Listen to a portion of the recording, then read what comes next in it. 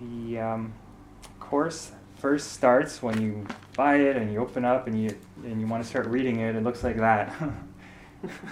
It's point form. Well, it's number form, and it's 50 miracle principles. It's very dense.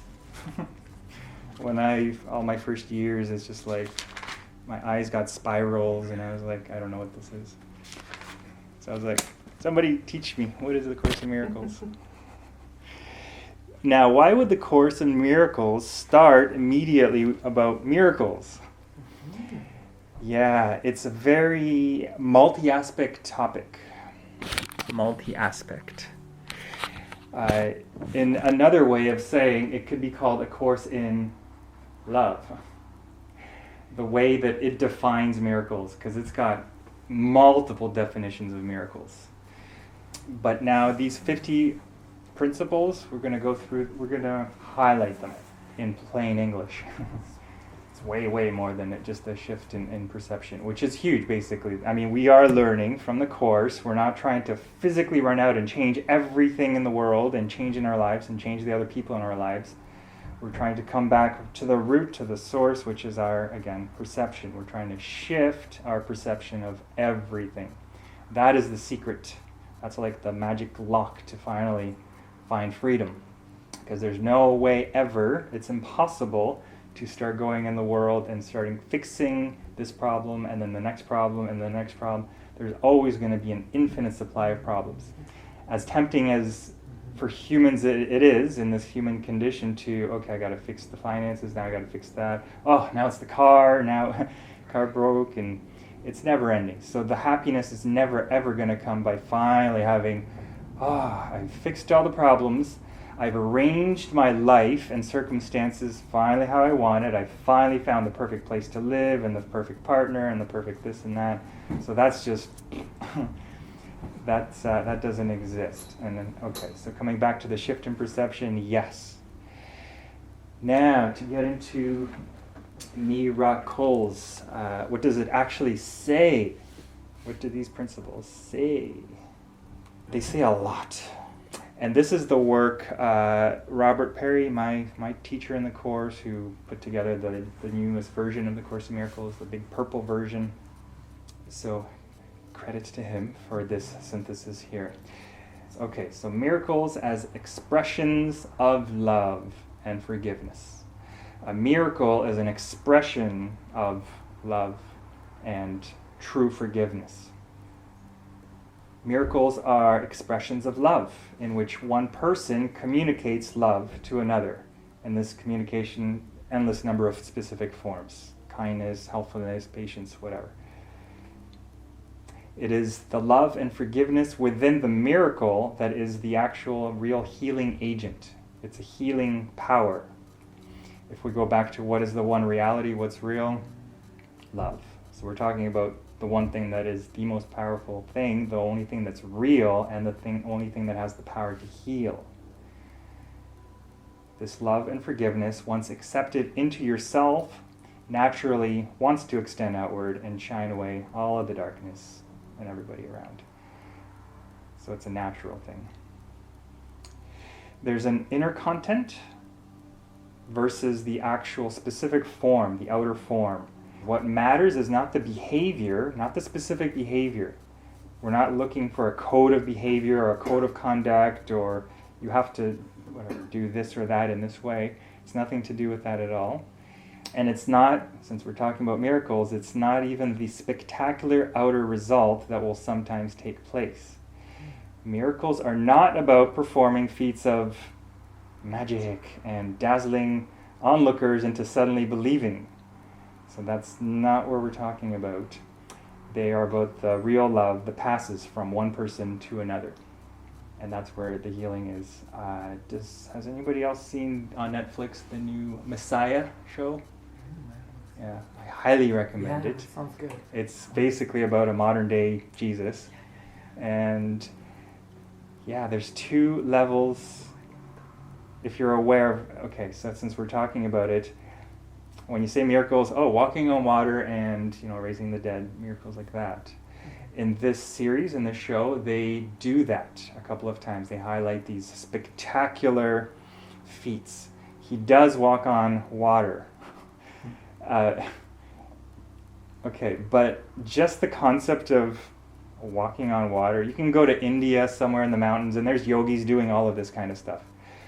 How does that really change anybody's life in any way whatsoever? Nothing at all. It's pretty meaningless. It's pretty cool. You can spend decades and learn how to float, but what we do, it's like a party trick. Yeah, exactly. But yet, what are we doing? We're in the Bible and how we understand miracles, it's all about the feats that he did. Well, is it?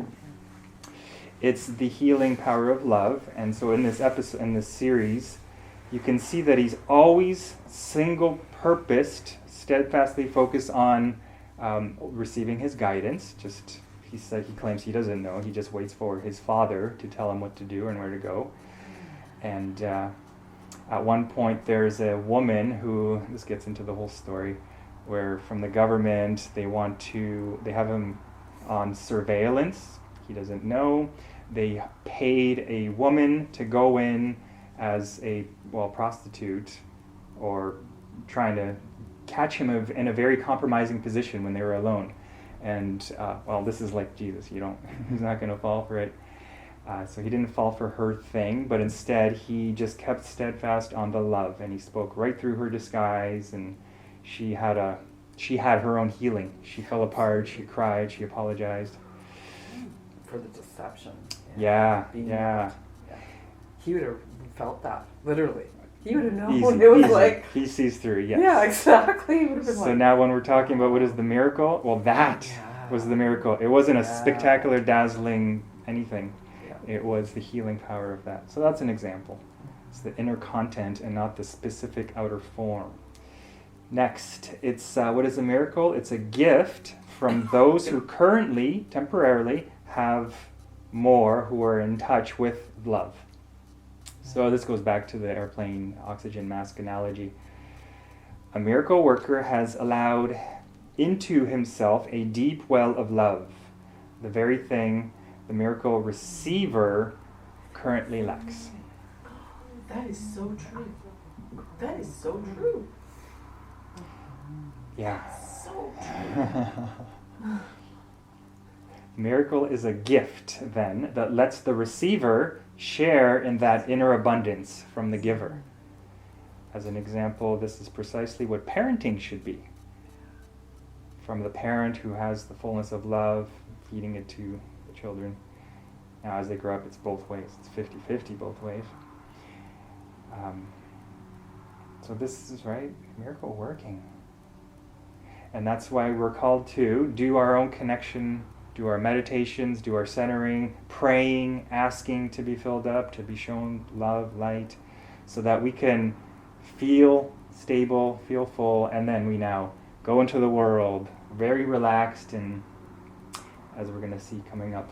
Maybe that's what I should be praying for, to be filled up with love. Huh? Mm-hmm. That's it. Mm-hmm. Yeah? That's the main point. That's a really good thing to pray for. I never even thought of it. I could drink it like a bottle. I'd be after that. Yeah, it's the best restorative tonic. Like that. And it comes from the inside, too. From the inside, for free. Okay, so moving on. And some of these points kind of interweave and overlap. But another extraction from these 50 principles, miracles as a natural expression of the love in you. Natural expression. The love that is the truth in you naturally wants to express through you. Like that should be the most natural, effortless thing. And if that's not happening, something's blocked. Something has gone wrong. I think that probably counts for every person. We're either flowing freely all the time, and if we're not, that's our healing job. That's why we're gathering every week. What's the blockage? Your job is to let it do this so habitually, this free flow, natural extension of love and miracles, so habitually and effortlessly that it becomes involuntary. It should be involuntary. meaning it's just automatic. In this involuntary expression, it is not your place to force the love to flow only to your favorite recipients. Eee. That's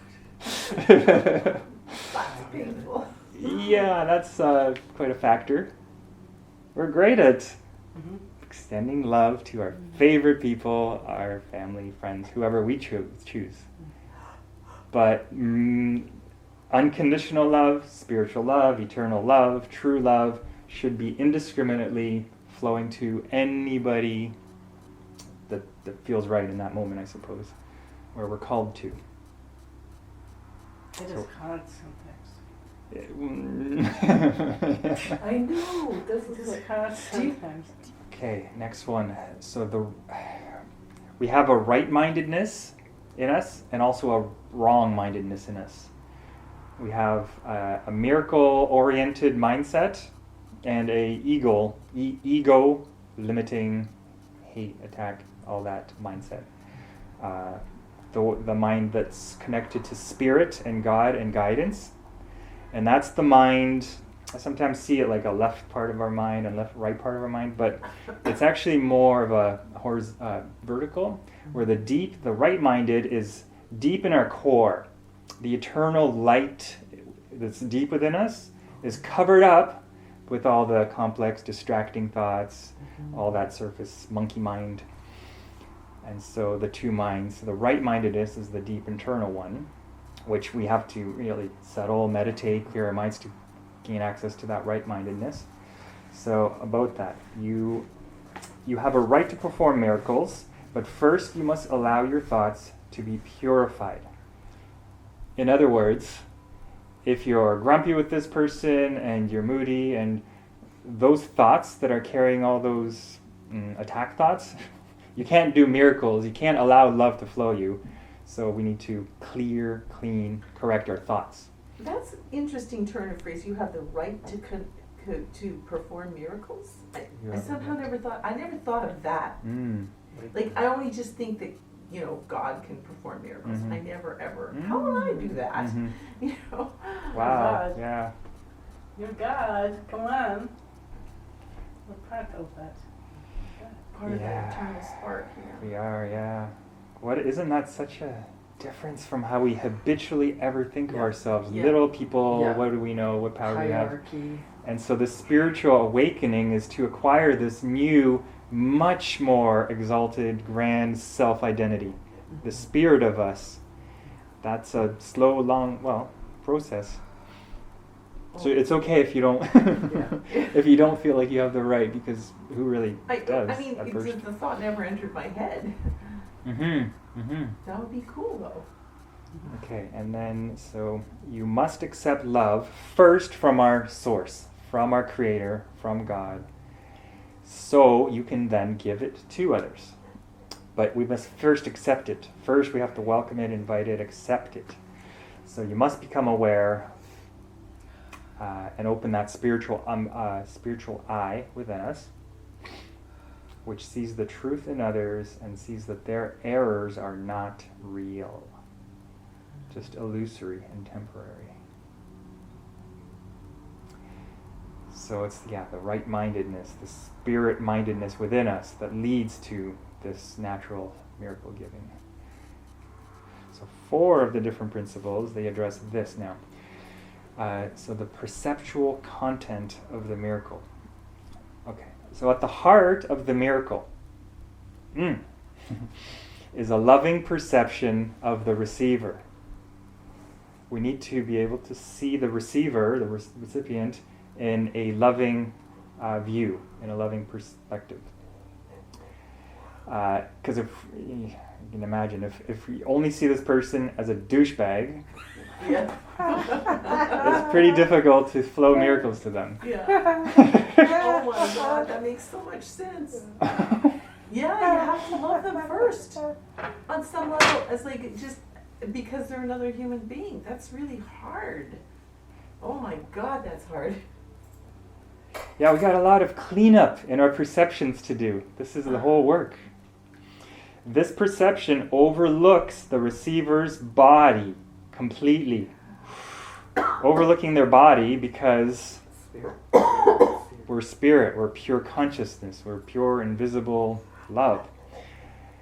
Seeing only this person's wholeness and their inestimable value along with your own. How's that for one moment they're a douchebag, but actually beyond that their value is unlimited and they're whole. You just there's a sense of recognition as a long-lost brother or sister. And this is the perception now that heals. So we're not falling for the surface illusion anymore, because believing they're a douchebag I love that word. is what keeps us stuck perpetually in our own suffering for the whole rest of our lives. As long as we're judging on the appearance, on their body, based on their behaviors. Behaviors are done by a body. So we have to look beyond the behaviors, deeper to their spirit.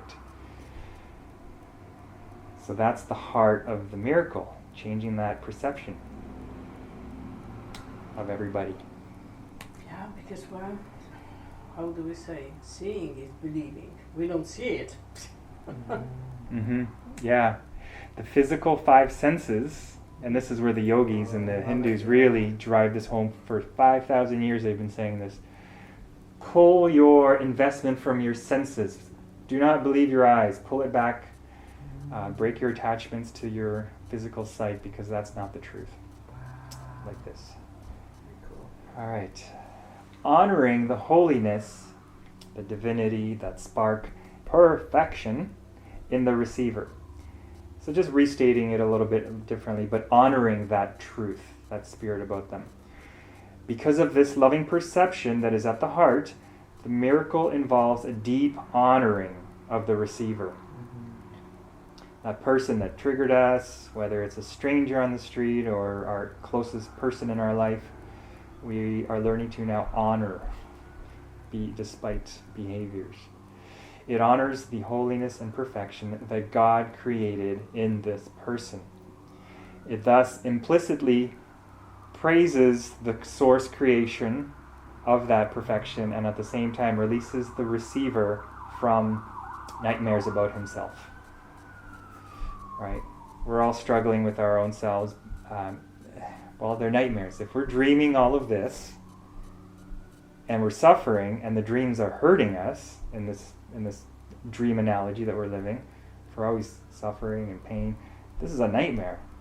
And we're suffering, like the two homeless people, for example. That's a clear example. Remember last week, did I describe to you guys? Mm-hmm. I didn't. No, it was you. Oh, this is a big story. Told me. Yeah. Okay, just in a brief nutshell. Last week, I was really inspired. I was ready for an adventure walk.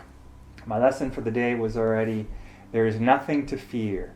There is nothing to fear. And really getting that deeper and deeper, so that in your cells I was feeling like there's no fear, zero. So I was on my walk, and I just felt so open with everybody, smiling, a stranger, no big deal. And eventually even my plan was I was going to walk straight down to the water, and I brought my camera gear. I was going to take photos. It was approaching evening. I brought my food for our little picnic snacks. And on my way down there, I was passing Broadway, but then the energy, there was a redirection, and my body went, and I was pulled to go, really just an urge to walk up Broadway. So I just followed the most obvious impulse. A few blocks up, there was a man on the side of the road. He had a bit of artwork on the floor, a whole bunch of rubbish behind him. I didn't realize at first he was homeless. I was just I don't know. But I just stopped. I felt I was started to pass him, just passing by, and I was really drawn. So I stopped and I said hello, and I started chatting. And then it began. What happened, it was him and then a second person. They were both homeless. This guy, basically I got so engaged with their talk, and then me feeling so connected, because I'm not feeling fear, there's no separation. I was really just fully appreciating these two people. They looked rugged and raggedy. The first one had a spiritual awakening many years ago, who went from hard drug addiction and suicidal thoughts and attempts, and then he had a spiritual revelation, and then he's amazing now. He's so brilliant, and he's so open-minded, and we just talked about everything. Now the other guy beside him, he was also very open, very intelligent. We can discuss anything. It occurred to me that these two people, they're like full-time street philosophers. Yeah. They have nothing to do but converse, and they have a good dialogue ability. They listen when it's time to listen. Okay, so all of that. But the second one was struggling. He was, you can say, scary, because he would go off on rants sometimes and work himself up into a little tizzy. He would kind of run around the sidewalk, at times get almost violent. He had some items of his stuff, and he would just like kick his own stuff. So he was not healthy, right? There was trauma locked into him, and it was so evident, because that's one of the first things they were talking about. They were talking about trauma. They were talking about abandonment issues. And anytime the topic about child abuse or baby abuse came in, this second guy would just really get so upset and worked up. Okay. But despite all that, I felt totally appreciative. I had compassion, real compassion for him. And I'm just thinking, I can see the pain. How can I help? There's help always available. Like, this is what life is for. And so I'm just trying to follow my own guidance the whole time. Okay, my intuition, Jesus, help me. What do I say at which moment and what? And so this went on for 3 hours. Wow. Oh my God. Yeah. It was, the Course calls it a holy instant, or if it's with people, it's a holy encounter. And I was feeling it, because I was feeling even my chest. I was just feeling really warm with them. I'm totally content. I had no more plans for this tonight. I thought I was going to be at the water, but instead I just started giving them all I had, my different food. Oh, they were totally receptive. So that's the nutshell, but now that ties in because... And they hugged at the end. Yeah, I went to shake hands at first, and then later. First, the traumatized guy, he pulled away. He was like, nope, not shaking hands. I couldn't explain it, but he's just like, whatever, that's fine. But at the end, when it was time to go, we hugged. I hugged him. Nice. And it felt natural, okay, not forced. Mm-hmm. And he reciprocated, so that was so beautiful. And for the whole rest of the night, I went home and I felt so lifted up. The next morning I woke up, I'm still lifted up from this whole encounter. That is a miracle. That's a miracle. It's a holy encounter. It's an exchange of love. And I brought that up because these nightmares we hold about ourselves, right? That's the example. This human is living trapped inside a nightmare, like in a loop. And how can I be helpful? All the healing bits about practicing non-judgment, I was able to weave into our chat. I actually brought into the example of how Jesus demonstrated that he was invincible and untouchable throughout the whole last end of his life. Despite the crucifixion, he still had nothing but love, and he still came back and said, you still can't kill me, and I still love you all. So I tied that in, and this guy, he was like, yeah, I believe that. Okay, yep. And he took it all in. And majority of the way through, he said, everything that we've discussed here, I agree, I can see it. Yep, okay.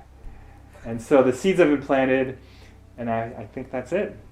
And then right away he went into a spin about complaining about the next problem. I mean, that's the loop they're really stuck into. Okay, we're going to do just one more here. There's many. We're going to do half of them today, and I think we'll do a part 2 next week to continue this, what you're saying, right? It's really expansive. Okay, so now another aspect is the healing effect on the receiver. Ooh. Interesting. Oh yeah. Oh yeah. Okay, so because the miracle worker are all miracle workers, you can add that to your resume. I'd like to do that. That would be cool. Do it. So because the miracle worker forgives the receiver, seeing only the spirit in this person, it awakens the same awareness in the receiver. Same awareness is woken up in the receiver. It raises the receiver into the sphere of celestial order in which this person's already perfect. There, this person comes face to face with their true holiness, their true identity. They are released from their misplaced sense of isolation, deprivation, and lack. The body is healed when that happens. It starts at the mind, right? So the body is just secondary. It just has to heal because the mind's no longer stuck in that false perception. I just realized something. The way that we were taught to believe what a miracle is not what you're saying tonight. Yeah. I realized it just from talking to Diane's family over the past week. The things that they're saying are miracles are just, they're not, you know? Yeah, and that's universal. That's fine because that's the state of the world. That's why from the ethers, this master has come back to give us a completely revolutionized definition of a miracle. And all of the other Christian terms have redefined sin, redefined Christ, redefined heaven. In that book? Maybe not heaven. Yeah. What's that book called? That's the Course in Miracles. Course in Miracles. To redefine. It uses Christian terminology, different Christian language, the old way that we know. Yeah. And it's updated it Oh. to the liberating definitions. I like that. Especially I like that definition of sin last week, like missing the mark. I thought, wow, that is fantastic. Yeah, so this is a crash course right now in a course in, we're talking about miracles. This love, right? How often do we consider love? Oh yeah, love is nice. We all know love is important, but really that important? Yeah, well, Jesus was this, like now it makes sense because if he was the epitome of love and he loved everybody and he was always giving love, that's why he could do the miracles. Right. Now I realize that. They make sense. Yeah, right? Yeah. He was here to demonstrate, show the way. To what a human even could be here on Yeah. earth. It always just That's made what me I think. crazy. I couldn't figure out how he could be fully human and fully divine at the same time. It's just like, how the... Oh, there's like Is not that only possible? him, like there's Yeah. more. Oh yeah, there's all these There's people. more, Yeah, more, yeah, yeah. more people. Okay, so the body is healed when this sense of isolation, deprivation, and lack is released because the miracle of love has been experienced. So the past is also wiped away with this. Our story and addiction to all these thoughts and identities that are all based on the past. The past is not real. It's definitely not here, and we keep making it real. So that's all wiped away because of this miracle effect. And then we step into this refreshed, rebirthed, new present, which creates a new future, in which he now becomes a miracle worker himself. The recipient now also becomes a miracle worker. So we passed it on. it's passed on. Yeah. Ooh, I like that. Love has been transferred, a healing has occurred, and this new person has a new shifted self-perception, shifted self-identity. They feel better, happier. And of course, the domino continues on, right? I want to do that. Yeah. That's what you're That's doing. cool. That's what you're doing. Yeah. That's what you're doing coming here. Yeah. Literally. I love that. Yeah, we Literally. all want to That's like what we're that's doing. why we come here. Like, That's you what know, we're I want to doing. like I said that to too. Like I want to love everyone. I thought I was loving unconditionally, and Greg said no. You just love us. You don't love everybody like you love us. Okay. Wow, well that's halfway through the list, so we're going to stop there. Stay tuned. More to come next week.